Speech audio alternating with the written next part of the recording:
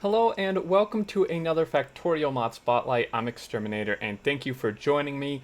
And today we are spotlighting something with the brand new Spidertron added to the game in 1.0. But before we get into that, I want to just quickly throw a mention out there on what this series is about, as there have been a lot of new people joining the channel and maybe new people to the game. But particularly people new to the channel. My Mod Spotlight series is a once per week, every Wednesday. Every Wednesday of every week, I find a mod or take suggestions for mods sometimes and pick it and spotlight it and show it off in an effort to bring exposure to the mod and also help you guys find mods that maybe will make your game experience more fun or more interesting, or more difficult, etc. So that's what this series is. I've been doing it for quite a long time. I plan to continue doing it. There's going to be tons of stuff to go over now with all these new 1.0 mods. But let's hop into this mod, which is Spidertron Extended. So Spidertron is the brand new surprise added in 1.0.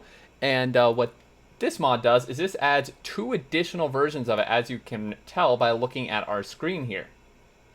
And I must say, each one it adds makes me more and more uncomfortable. I do have, I would say I have a fair bit of arachnophobia. Probably not to the extent of like becoming hysterical or anything, but I am very, very much put off by spiders and arachnids.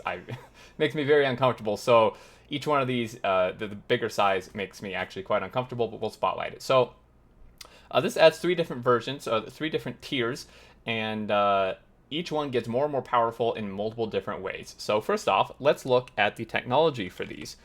We of course have the default one, which is a late game item in and of itself. The mod does not change this one. This is the default cost and everything for the Spidertron in vanilla. It's a very late game vehicle. You can unlock combat machine as well. The next one that the mod adds is the Mark II version. Which, interestingly, is actually the same science cost. Of course, you will have to have had researched this one first, so overall you're putting in 5,000 packs just to get this, since you've done 2,500 plus another 2,500, and then this one is another 2,500, but adds space science. So to get this last tier, you will all together throughout all 3 of these have to do 7,500 of all the packs up to yellow here, and then 2,500 of space science. So that's quite a bit. Now, looking at the costs here, I know you guys are probably anxiously anticipating showing them off, but we do want to look at the costs here. So the vanilla one, again, is not changed. This is the actual cost of the vanilla one. I believe, I don't think they've changed anything in the mod here. And then this one increases a few things. It adds some speed modules in there. It adds some beacons in there, a few extra rock control units, but then it also takes the previous version. So it also then takes a Spidertron. So you have to make this, and then you have to combine all this stuff plus that to make this one. And then this guy takes also the previous version, so you will have had to make both of these, plus extra efficiency modules, extra speed modules, some more beacons, and a satellite. So this one is very expensive. However, each of them gets better. So this one has a storage size of 80, this one 100, and this one 120. And then the equipment grid, so all Spidertrons have equipment grids. The vanilla one is 10 times 16, which I'll show you actual visual here shortly. The Mark II is 20 times 8, so that's quite significant. And then this one is 30 times 10. So this is huge. And on top of that, you may have seen when I moused over, the shooting speed increases with each one as well. So this one is 200, this one is 250, and this one is 333.333%. So very, very good. And they each have increasing health. So default one is 3,000, this one's 5,000, and this one is 8,000 health. So insanely good. So let's just really quick look here at the trunk and equipment grid. This is, again, vanilla here. It has 4 rocket launchers it can shoot. This one also has 4, but the trunk is noticeably bigger and the grid is quite a lot larger here.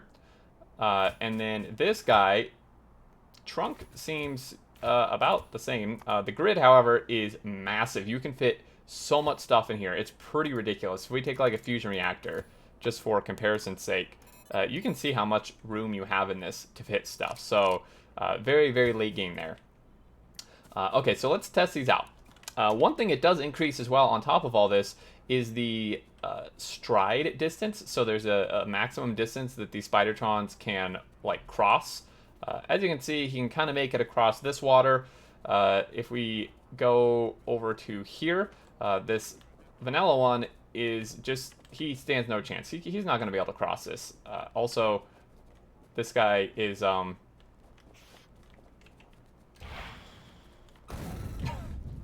he's having a hard time. So yeah, this can't cross anywhere. It can maybe cross here, but not so good. Well, he tried to there for a minute, but it's a little finicky. So you can see, not so much. However, if we get out and we go get one of these guys, these certainly should be able to do that, at least the last one. So I'm actually going to remote control. I've linked a controller to these. I'm going to bring this guy over here, just so we don't have to walk back.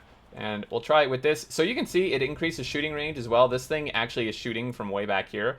So the red one can barely, little bit of a stretch. He can do it. He can make it over. So you do notice the difference there on the stride distance.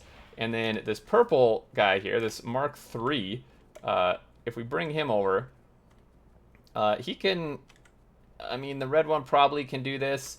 But you can see his leg was actually spanning from here all the way over to here.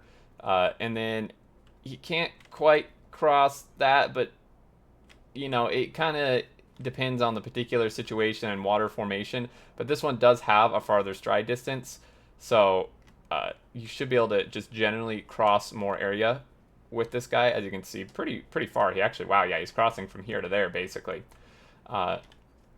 So if we send these out, so let's say, I mean, you can see this guy is just going wild over here. He's already wiped out this entire base. So let's send him over to, say, this base, and then we'll send our red one over to this base. And they have special map icons for each one as well. You can tell the difference. Now, a lot of the damage he's taking is actually from himself, interestingly. But you can see just how strong this is. Like, he's taking hardly any damage. And then this guy, if we come over here, I mean, he is just firing every which direction. He is unfazed by any of this. Now, of course, is getting a little bit distracted by the biters, so we would need to move him in here a bit. But these are incredibly powerful. Even the vanilla one is quite powerful, but these next level ones are significantly stronger. You know, much faster firing speed, tons of health. I mean, you can see this guy's barely even taking a dent. Not even 500 health off yet. Granted, these are level 1 biters and pretty early game worms, so once you get later in, it would be a bit more difficult. But with these larger equipment grids, you can, you know, fit a ton of shields in there and everything else like that. So if we send this guy over here really quick, so again, this is the vanilla one here. He may have a little harder time. It's going to be a little bit slower shooting. Obviously, again, early game biters and stuff, he's going to wipe this out pretty easily, but is just not as strong in general as these other two. So that's the mod. Really cool. I know a lot of people have been requesting this. It came out very early. It's very highly downloaded. So adds 2 more versions of the Spidertron, each one getting more and more powerful. You can combine this with like enemy mods if they just seem too powerful for vanilla. But really, they are very expensive to research and very expensive to make. So I think maybe the cost is worth it. And again, do keep in mind that once you get into late game with big biters and behemoth worms, they are not going to seem nearly as tanky as they do here. So they are powerful, but not necessarily overpowered later on.